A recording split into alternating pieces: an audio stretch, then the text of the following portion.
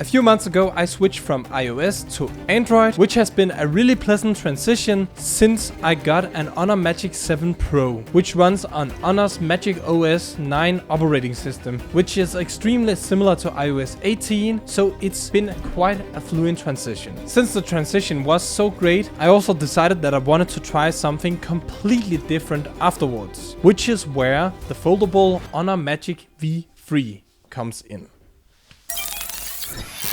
When I got it in, I was actually extremely surprised at just how thin it was, because 4.35 millimeters, which it is at its opened up state, is quite hard to realize just how thin that actually is. It's extremely thin. The best comparison I have is my old iPhone 14 Pro Max, which the Honor Magic V3 is actually half the size of, but only in its opened up state, because when you close it, it's actually a little bit thicker than my iPhone 14 Pro Max. Let's get it out of the way. There is a visible crease on the phone when opened up, but in daily use you'll only ever notice it slightly if you have to slide your thumb across the screen. For example, when going from one page to another. But after having watched season 1 of Severance entirely on this phone, I'll quickly say that even if you turn the phone, you'll never really notice it at all. Even though the video content is gonna be straight on the line when it's thrown on the side.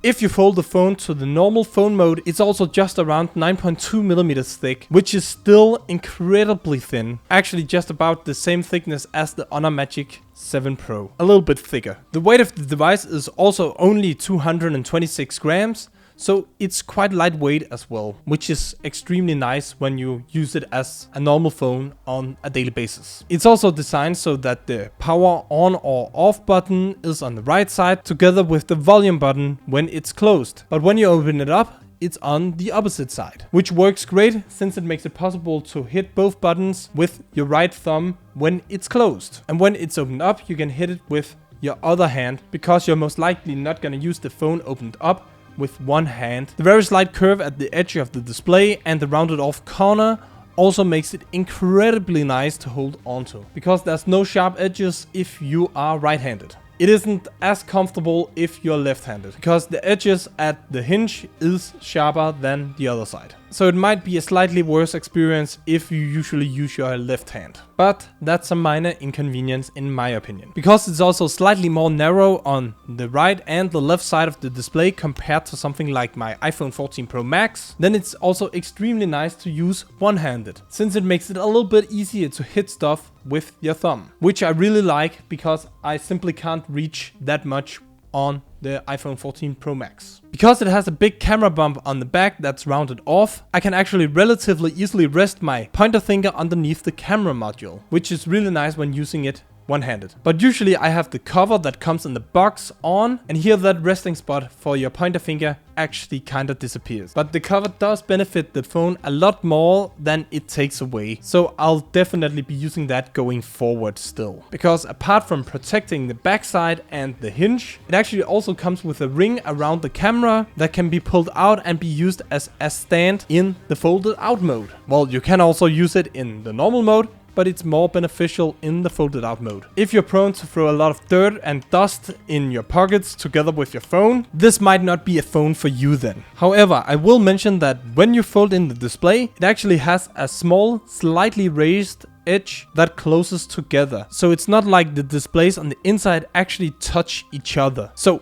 if you get some stuff like dust in between the displays, there's a good chance that you won't have destroyed anything at all. On the outside it has some aerospace grade fiber, which should make it more durable, but I generally would just recommend you to put on the cover that comes in the package. And the cover also doesn't make the phone that much bigger, which might be the reason that a lot of people would keep the cover off. It also has an IPX8, so it doesn't handle water the best, but if you accidentally drop it in the toilet or the wash, it should still be good. Just don't leave it for too long. The screens are scratch resistant, but the one that I have here is a sample unit, and the person who had this before me actually tested some sort of sharp object on the inner screen, which has left a small mark in both the top and the bottom of the screen. So it might be able to resist a lot, but it can't handle everything without leaving a mark. So if you're someone that presses quite hard with something like the Honor pen, I would consider handling the device slightly more delicate. In general, folding phones are quite delicate. Keep that in mind. The display on the outside is 6.43 inches and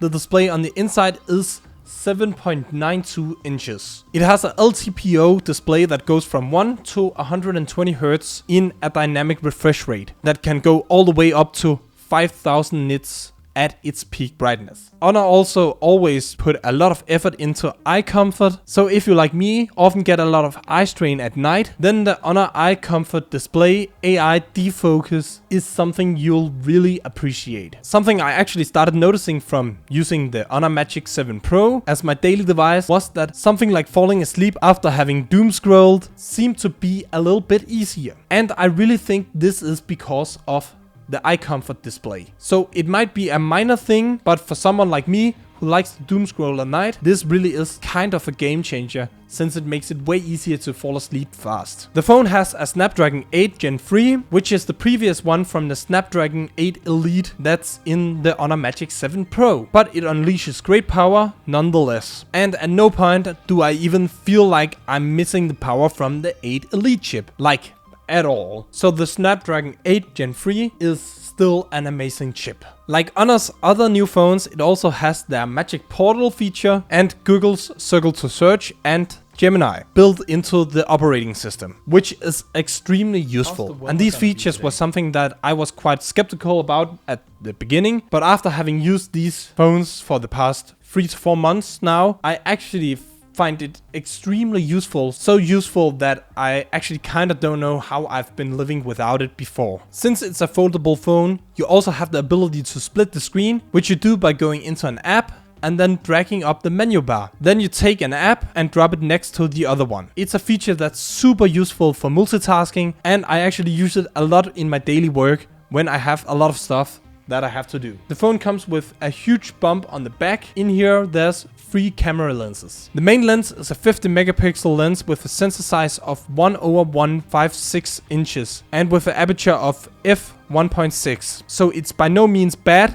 but it's also not the best on the market out there. And this is kind of the same story with the rest of the lenses, because the 50 megapixel periscope telephoto lens also only has a 1/2.51 inches sensor with a f3 aperture, so it really doesn't let a lot of light in. It's a 3.5x optical zoom, but has the ability to shoot in 100 times with digital zooming. But as I've mentioned before, digital zooming only looks good in a very minimal amount. So I really don't recommend going past something like 50x ever. I would actually even say that 20 times doesn't look the best either. So you really have to use digital zooming wisely, in my opinion. But it's nice that you have the ability to go all the way up to 100x. And well, it also has a 40 megapixel f2.2 ultra wide camera lens, but it also lags a lot behind and doesn't deliver the best camera quality. But it does have macro capabilities, which is always quite nice. The front camera that it has on both the outside and inside is exactly the same at 20 megapixels with a f2.2 aperture. And like almost any other front camera, it really doesn't deliver great quality, but it's there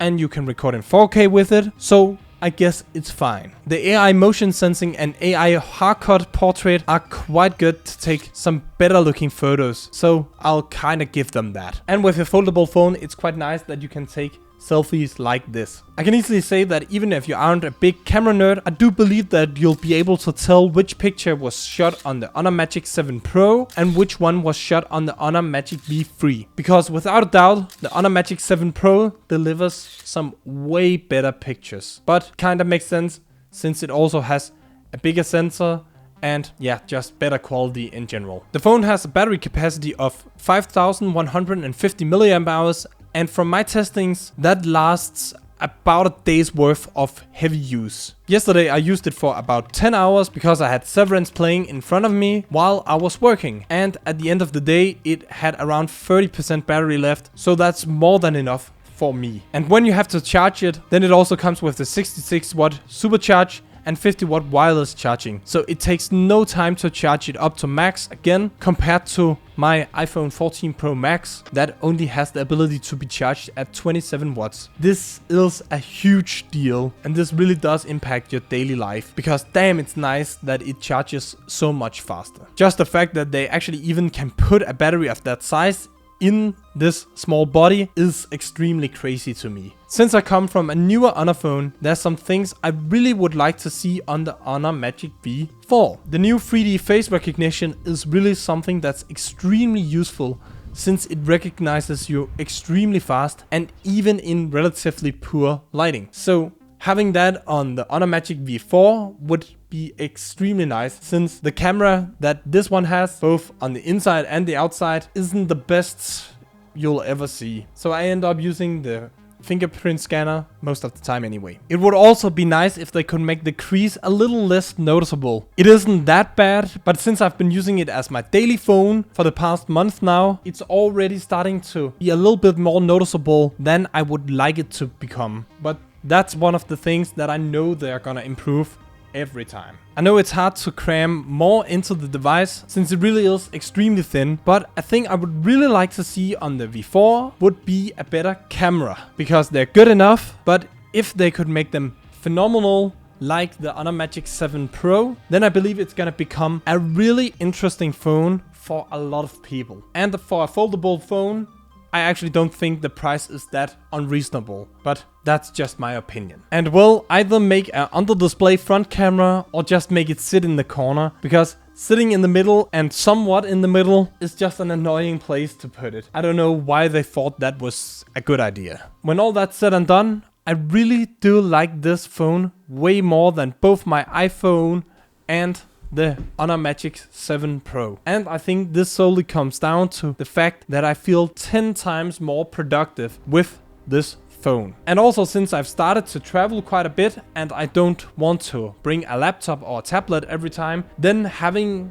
a mini tablet in your pocket is just extremely nice. So am I happy I went over to Android? Yes. Am I even more happy now that I have a foldable phone? You betcha, because damn, it's nice. This was all I had for you today. So if you found the video interesting or helpful, I would as always highly appreciate it if you threw a thumbs up and subscribe to the channel. See you in the next one.